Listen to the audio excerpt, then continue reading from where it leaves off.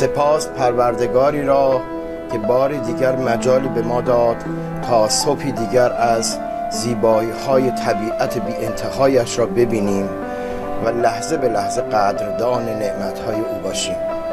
امروز هم میخوام باهاتون عزیزای دلم یک قسمت دیگری از طراحیمون رو کار کنم و در ادامه اون چشم نیمرخ که با یک مداد ساده و سایه زدن بهتون یاد دادم، امروز میخوام بینی و لب رو هم بهش اضافه کنیم. امیدوارم که هم در بخش نقاشی و طراحی و هم در بخش موسیقی و پیانو نهایت استفاده رو ببرید و نهایت لذت رو ببرید.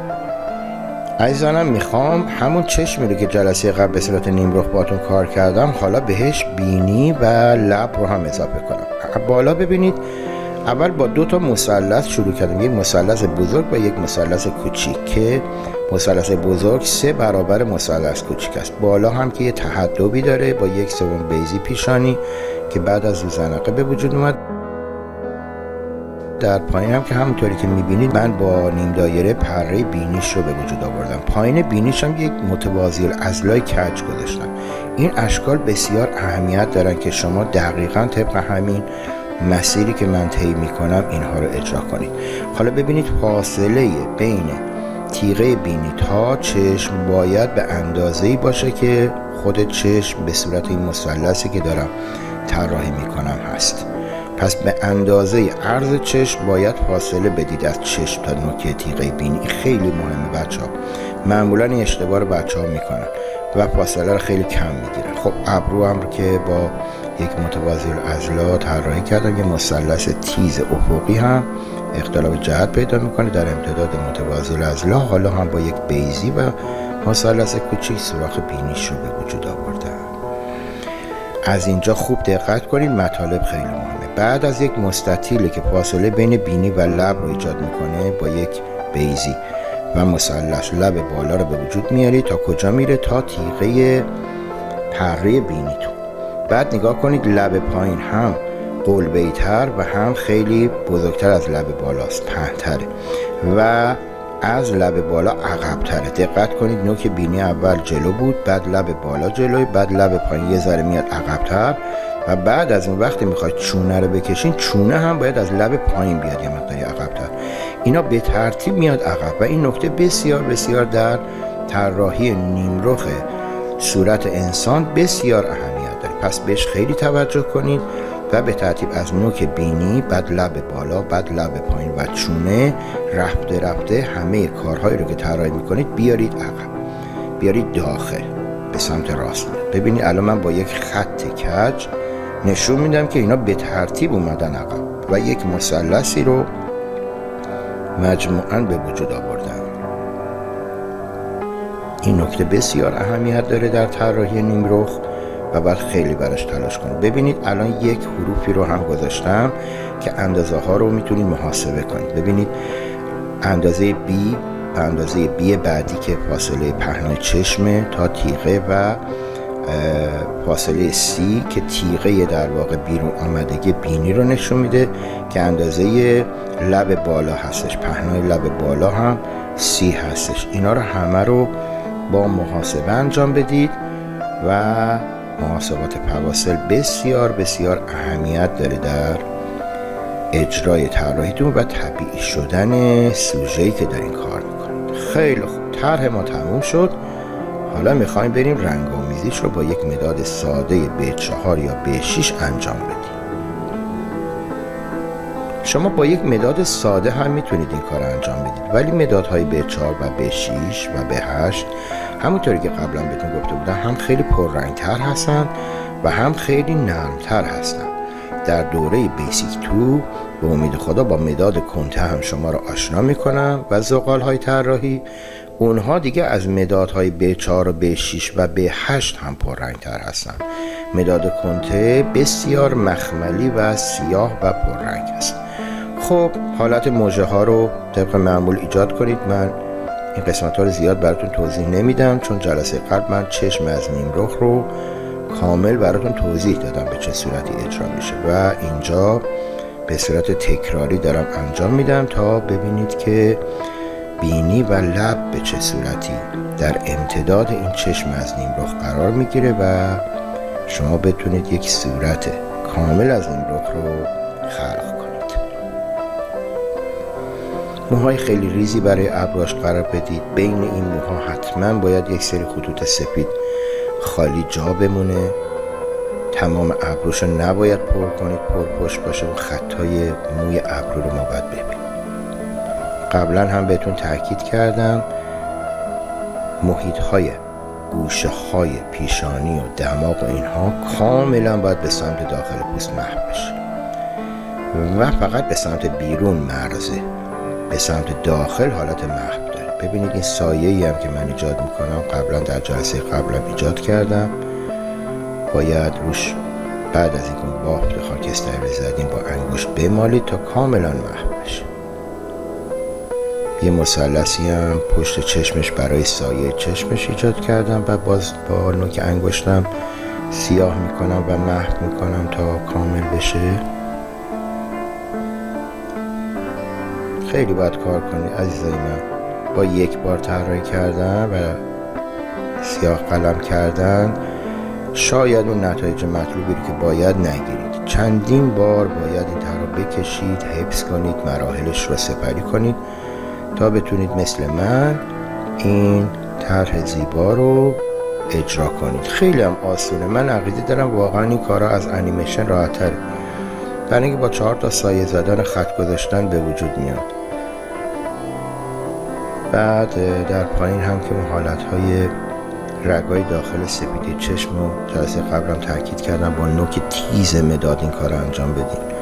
حتما نوک مدادتون رو تیز کنید، بعد اون رگای ظریف داخل سفیدی چشم رو بگذارید.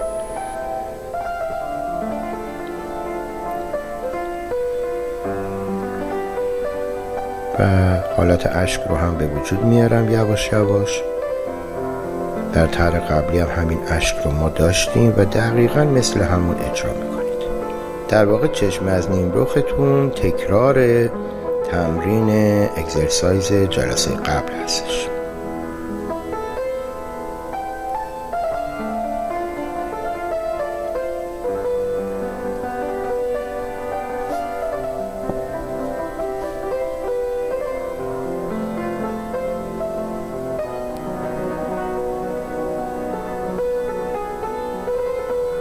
در بعضی جاها با مالوندن انگشتم به روی قسمت‌های سیاه که می‌خوایم به صورت بافت محو بشه خیلی میتونید حالت محو رو در قسمت‌هایی که احتیاج داره به وجود بیارید. خب ببینید الان من نوک بینی هم یه سایه کوچولو زدم. دقیقاً به سایه‌های داخل بینی توجه کنید. الان ببینید پره رو به سمت راست دارم محو میکنم، سایه میزنم. به سمت داخل خیلی محو نیستش ولی مرز کامل هم نیستش. ببینید الان اینم سوراخ بینی رو حتما وقتی زدین دورش رو کرکی کنید با دبرانای بافت گونه که با مداد ایجاد میکنید و بعد هم با مداد صرف کنید ذره محو کنید. سوراخ بینی نباید مرزهای اطرافش واضح باشه، باید یواش یواش محو بشه.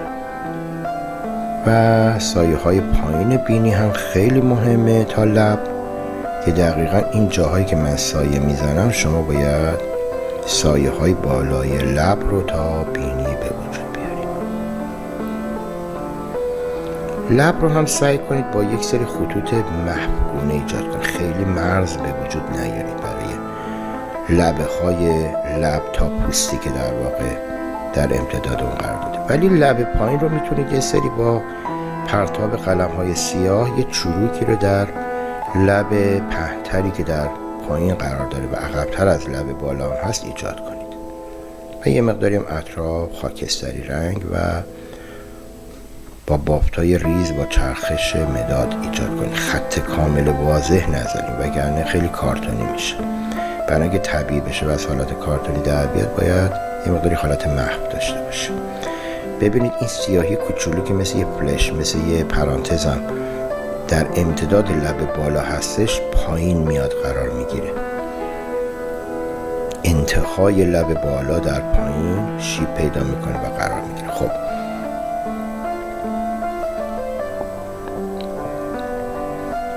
چونه رو هم طبق معمول مانند پیشانی سایه بزنید و به سمت داخل پوست محو کنید. اینجا هم این گونه زیبا رو براش به وجود میارم، مثل یه سرخاب میمونه و حالت بررسی گونه رو نشون میده. سایش خیلی مهمه، خوب با دقت بزنید بافتا رو و با نوک انگشتتون محوش کنید. عزیزای من، شما میتونید از کانال یوتیوب آپارات فقط لازمه بزنید آموزش نقاشی، بزنید آموزش پیانو و نقاشی. حالا اگر بزنید آموزش پیانو و نقاشی با بهراد، خیلی سریعتر و زودتر بهتون تمام جلساتی رو که از این مجموعه فرهنگی پخش میشه نشون میده و شما اونجا میتونید سیوشون کنید. اینجا هم میتونید از دستگاه هایی که حالا ریکورد میکنن استفاده کنید، ریکورد کنید و هر موقع دلتون خواست با پلی و پاس کردن مرحله به مرحله آموزش های من رو سپری کنید تا بسیار موفق باشید و نتیجه بگیرید از این آموزش و این متدی که امیدوارم خیلی بهتون کمک کنه تو کاراتون و در دنیای هنریتون اثر خوبی رو به جا بذارید. خب ببینید، یه ذره مثل جلسه قبل موجه های اون چشم ما میبینیم و یه مقداری از موهای ابروی اون سمت هم میبینیم، دقیقاً مانند اگزرسایز جلسه قبل هستش که من بهتون گفتم، اما فقط بینی و لب هم بهش اضافه شد تا شما روش طراحی بینی و لب رو هم و روابط و اندازه هایی که نسبت به چشم داره رو هم ببینید و اجرا کنید. یه مقداری هم ادیت کنید، سعی کنید روی قسمت هایی که کار کردید وسواس به خرج بدید. وسواس توی همه کارا بد هستش الا نقاشی. هر چقدر صبور باشید و وسواس به خرج بدید و بگید نه هنوز خوب نشده، بیشتر روش کار کنم، هی کار کنید، هی کار کنید، قانع نباشید به تمام شدنش. این باعث میشه که رفته رفته طرحتون هی زیباتر و زیباتر بشه تا میتونید سختگیری کنید به خودتون و بگید نه من باید بیشتر روش کار کنم تا بهتر بشه. الان ببینید من همه این کارهایی که انجام دادم دارم روشون ادیت میکنم. هی هر جایی احساس میکنم محو نشده، ایرادی داره، برطرف میکنم. اینا رو ما اصطلاحاً بهش میگیم ادیت کردم تا یواش یواش به اون نتایج عالی که میخواید در طراحی و نقاشی بهش برسید به زودی برسید و آینده بسیار روشنی داشته باشید تو این زمینه.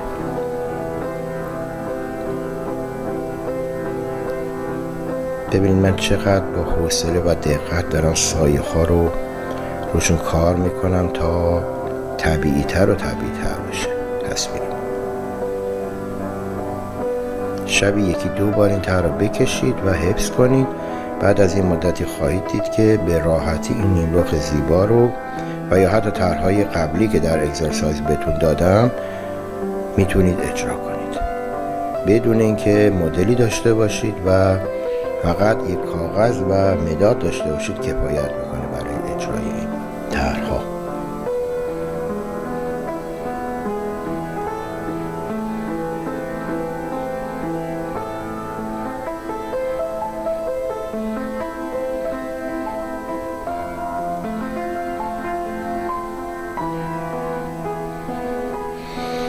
خب یه مقداری هم زیر اشک‌هاش رو من سایه زدم. یک گوشه چشم رو هم سایه دارم میزنم که روشنایی بالای چشم و بالای پلک چشم در واقع بیشتر خودش رو نشون بده و حالا بالا که غلطگیر داخل اشک و یک خطم داخل سفیدی چشم و یک خالم روی مردمک چشم و چند تا خالم روی اشک‌های زیر چشم ایجاد میکنم و دقت کنید که یه خط باریک منحنی شکلم جلوی چشم ایجاد کردم و برق چشم رو در این حالت اشک زیباتر و شفافتر به ما نشون میده و من به خدا میسپارمتون امیدوارم که نهایت لذت رو از اجرای این طرح زیبا ببرید و امید اجراهای بهتر و آینده روشن برای شما عزیزانم. خدا نگهدارتون باشه. خب در بخش پیانو همونطوری که بهتون گفتم اکسرسایز شماره 10 رو قسمت سومش رو میخوایم کار کنیم و یک نکته ای رو بگم. من در جلسه قبل بهتون گفتم که روزی 30 دقیقه بذارید برای نوت‌خوانی و 30 دقیقه دومتون رو بگذارید برای اجرای قطعات زیبا. یک رو بگذارید قطعی که جدید باتون کار کردم رو کار کنید، یک رو هم بگذارید قطعات گذشته‌تون رو بزنید. قطعات گذشته اهمیتش از این قطعات جدیدی که داریم با هم کار میکنیم بیشتره. حالا میگین چرا؟ ببینید شما وقتی یک ساختمانی رو میخواید بسازید، فرض کنید که چند تا ویلا ساختیم و یک نمونه رو میخواید به یک مشتری نشون بدید. مسلما ویلایی که قبلا تموم شده رو نشون میدید که همه چیش اوکی باشه، درست باشه، تمیز باشه. نمیاد یک ویلای نیمه کاره رو بهش نشون بدید. شما هیچ وقت نمیاید یک قطعی رو که هنوز کامل یاد نگرفتید یا روش تسلط ندارید برای عزیزانتون بزنید. اون قطعاتی رو میزنید که مدت هاست دارید روش تمرین میکنید و از قطعات قدیمیتون هستن. پس به قطعات قدیمی بسیار توجه کنید. ما همیشه یک رو نگاه به حال داریم و قطعی که داریم اجرا میکنیم و یاد میگیریم و یک رو هم وقت میذاریم برای قطعات گذشته. بریم با هم دیگه این تمرین رو هم انجام بدیم.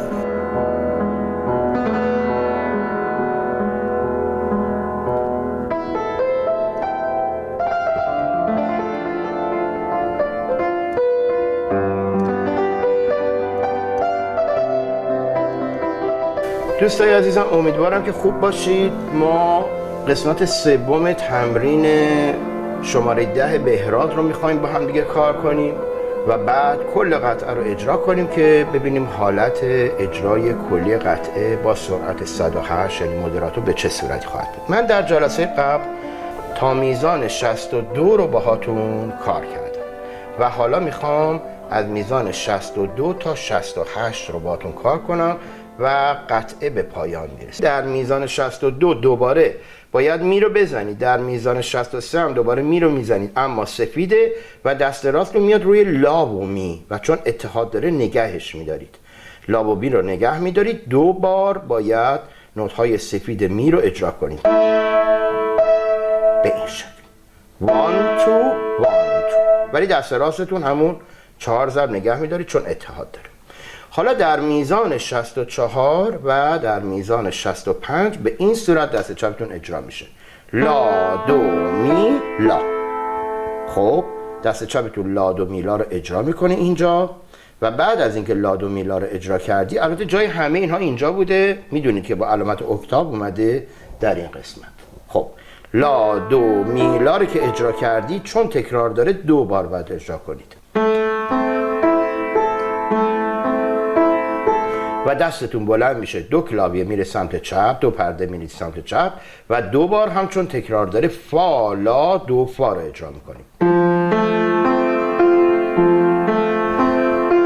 و بعد دوباره دستتون برمیگرده روی لا دو می به صورت آکورد اینها رو میگیرید و دست راستتون هم لا دو می لا رو میگیره و چون علامت نوت های آرپژوار داره و در تمرین شماره 9 براتون توضیح داده بودم باید به صورت آرپژوار اجرا کنید، یعنی لا دو می رو میزنید دست راست هم لا دو می لا رو میزنید به این صورت به مدت 2 ضرب. اما یک علامتی ما داریم به نام فرمات که میخوام این علامت رو بهتون درس بدم. همونطوری که میبینید مثل یک نقطه میمونه که بالاش یه ابرو داره، مثل یه چشم و ابرو هستش.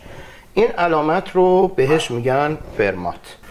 خب در پایان من یک بار دیگه براتون از میزان 64 رو اجرا میکنم.